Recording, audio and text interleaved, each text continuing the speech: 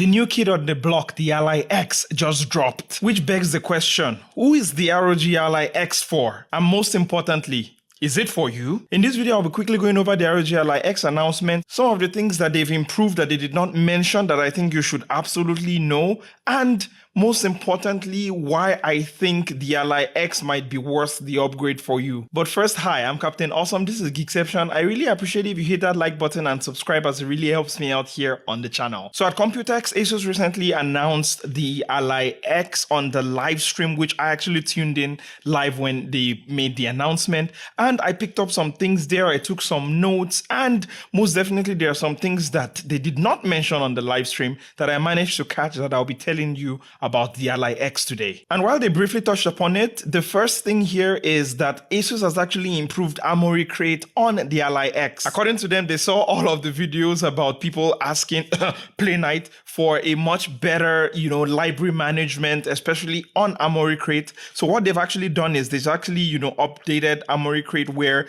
you're able to add more games to your library, you're able to use more filters, you're able to share your own custom profiles, and even like do more stuff that the default Armoury Crate now cannot get. I think we'll be getting that sometime in July, both to the OG Ally here, and I would think it will be launching on the Ally X. Next thing is the battery, and we already knew this, and according to the live stream here, they said they saw all of the feedback where people, were modifying their Ally, so which is why they decided to increase it from 40 watt hours to 80 watt hours. And of course, this is in line with all the rumors that we already had, which is that this is having an 80 watt hour battery here. But I think what they managed to do here, which was great, is that it only increased by 70 grams. So this ROG Ally right here is about 607 grams. The Ally X is just, I think, a little bit under 680 grams. So even though they doubled the battery watt hours, it's actually just a little bit heavier. So I think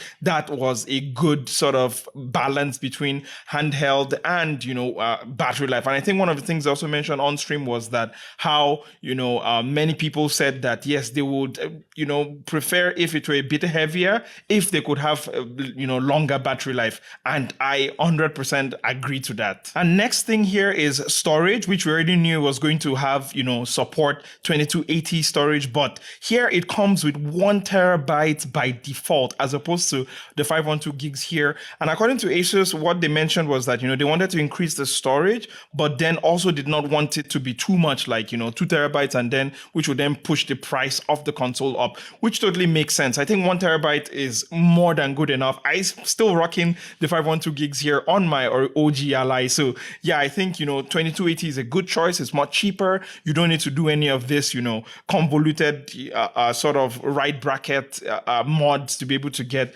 that in the OG Ally here. It comes by default on the Ally X, and I think that is just wonderful. And moving on to RAM, we already knew that it was going to have 24 gigs of RAM according to the rumors.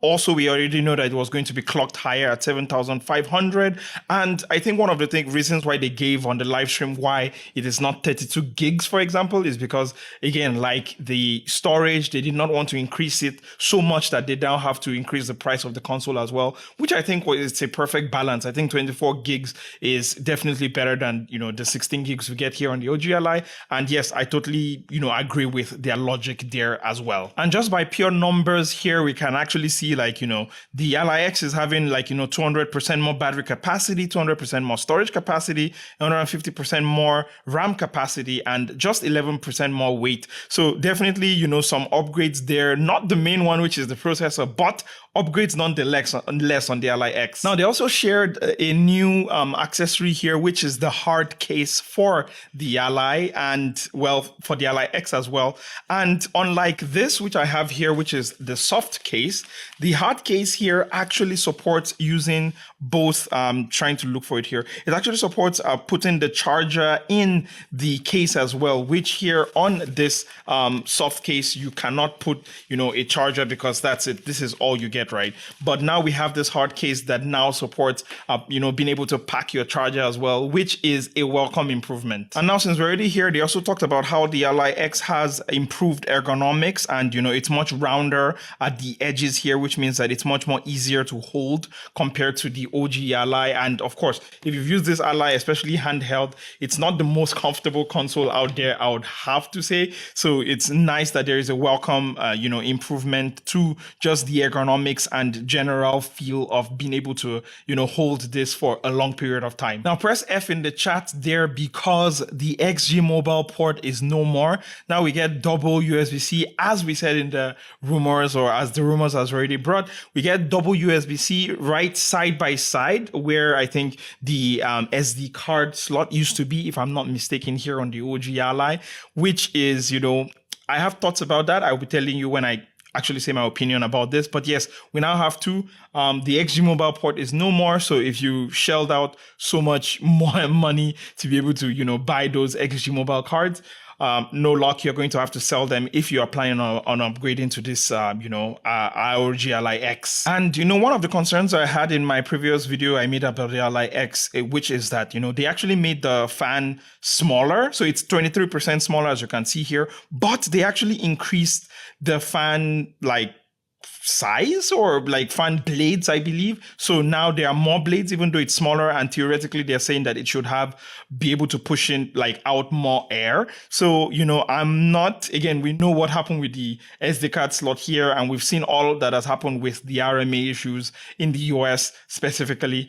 But I will see to believe it is what I'll just say about the airflow and the cooling here. But it's nice, and as you can see, them taking it apart here, it's nice to be able to see that they actually, tried to improve the airflow on the Ally X. And the next accessory they showed is the universal charger, which has 4 ports up to 140 watts, which means that, you can be able to, plug this in, plug another device and just charge. And I think this is with the charging case as well. These are the two accessories that they announced. And then moving on to the pricing and specs, you can see on screen right now, which are, just the comparison, the upgrades we can see compared to the ROG Ally here.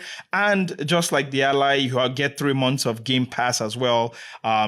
Available to pre-order now for $7.99, and I believe they'll still be selling the ROG Ally as well. As for shipping dates, it will be shipping in July, which is approximately a month from now. So there's still a lot of time for you to think about this. Okay, so that was all they said on the live stream, which I hope I've been able to quickly catch you up of the ROG Ally X. But going through the website, I actually noticed some things that they did not mention on the live stream, which is what I'll be telling you now. The first is that there's apparently now a dust filter in the cooling / airflow system here, which they did not mention, but should be helpful, especially for the long term. And while we know that the display is going to be the same 7-inch, 120 Hz 1080p display, just like on the ROG Ally here, something they did not mention is that it's actually now using Gorilla Victus. Now, in case you are not familiar with Gorilla Victus, let me quickly grab my Samsung Galaxy S24 Ultra real quick. And yes, here it is, my S24 Ultra. Now, why this is a big deal is because it actually kills reflection. And as you can see here, they actually put, I think, on the website about how, it has a special coating and all of that. And that is absolutely true, because if you look at this phone, which is the Xiaomi 14 Ultra, it uses just, I think, a standard Gorilla display. I'm just going to turn it off there. And you can see there's a lot of reflections there. But compare that to this, which is the S24 Ultra. And as you can see, there's almost no reflection at all. Look at these two side by side, almost no reflection at all. So that is what we'll be getting here with the Ally X. So as you can see here with the ROG Ally right now, you can see there are reflections on the screen, especially with fingerprints, lots of fingerprints, and we will be getting much better, screen with almost no reflections on the Ally X, which I'm excited about. They did not mention this on the live stream. I think they should have absolutely mentioned this on the live stream. Okay, this one they did mention, but I think they did not really emphasize it as much. So while the triggers are now different, especially the LT and RT, on the Ally X, and especially from some videos I've seen on the internet already, it's actually much deeper than what we are getting here on the ROG Ally, which is nice. And while we know about the 80 watt-hour battery that is now there, and Asus mentioned this on the live stream, what they did not mention is the fact that the charging time is actually still the same, even though the watt-hour is doubled, because it supports 100 watt power delivery charging. So which means that if you plug it into any 100 watt capable charger, it will be able to charge charge this at pretty much the same speed as the OG Ally here, which is nice, which means you don't have to wait for longer to be able to play your game on the go, right? But the caveat here is that the included charger is only 65 watts, so you will need to provide your own, power delivery capable charger that is 100 watt and above. Okay, so all of this has been recapped, things you missed, things ASUS did not tell you about the Ally X. But now it's about my own turn. Like, what do I actually think about this device right here? And I think the first one is definitely that I love the double ports. Now, let me quickly go on the website here. I just want to go to the section that has the ports here. And I love that we have double USB-C ports. In fact, this is why I said that, the Ally X might be, why this is actually worth it. In case, you've not bought the Ally or you're thinking of upgrading, this is one of the major things why I think it's worth it, because you can be able to bring your own graphics card. You don't need to spend so much money on the, XG mobile crap that they're going to overcharge you for. Great. I think what is not great, and I think what was a big bummer, was seeing that both ports were at the top of the device. Like the Legion Go, I would have wished that one was at the top and one was at the bottom, which means that maybe if I'm, playing handheld, I can be able to, for example, plug one at the bottom there and maybe plug something else at the top, like a SSD drive or external drive or something, and not have both of them at the same time with both cables sticking out of the top. I think, yeah, that was a big missed opportunity. And maybe I get it. I get that, the battery compartment, they had to, increase it. And that is the spot that, a USB port would have gone to.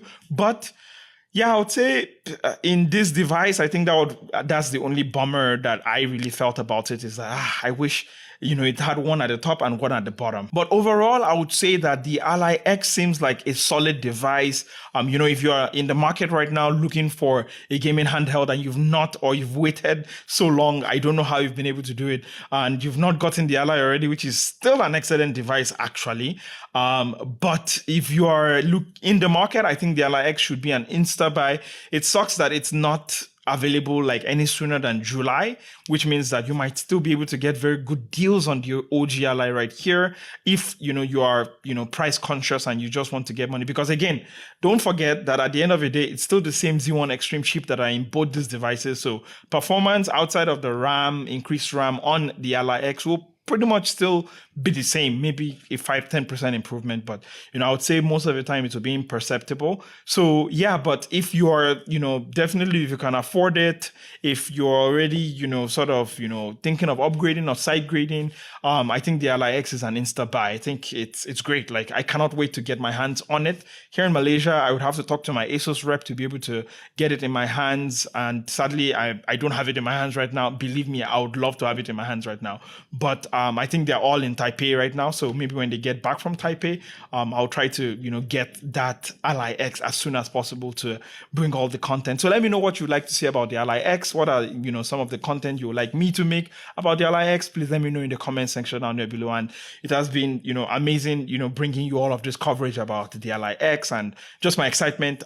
This is literally like 4:30 a.m. in the morning. So yeah, I really love doing this. So, most importantly, whether you have the Ally, you have the, you're buying the Ally X, you have a Steam Deck, you have a Switch or whatever it is you have, don't forget, the most important part of all of this is not the device itself. It's to play games. It's to enjoy the games you're playing. So please make sure you keep playing and enjoying those games and, just getting lost in all of the wonders of technology that we have access to, today, which it still blows my mind that I have a device like this Ally even where I can just play like any PC game handheld. I think it's amazing. And I think, we can get so lost in all the specs and all of the rumors and all of this thing, comparison, no OLED screen, no this, no that, no USB port at the bottom, whatever, where we forget that, hey, we should actually just have fun. So I hope you really do have fun.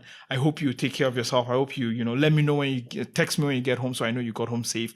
And I've still been your captain of awesome. This is Geekception. I would really appreciate if you liked, subscribed, if you, send me some money. If you enjoy what I'm doing here, you want to support me because I'm independent here. My PayPal, my coffee page, you can buy me a coffee or even become a member here on YouTube. I would appreciate all of those things. But in the meantime, get out there, get gaming, and I'll catch you in the next one. Don't forget to stay awesome. Bye.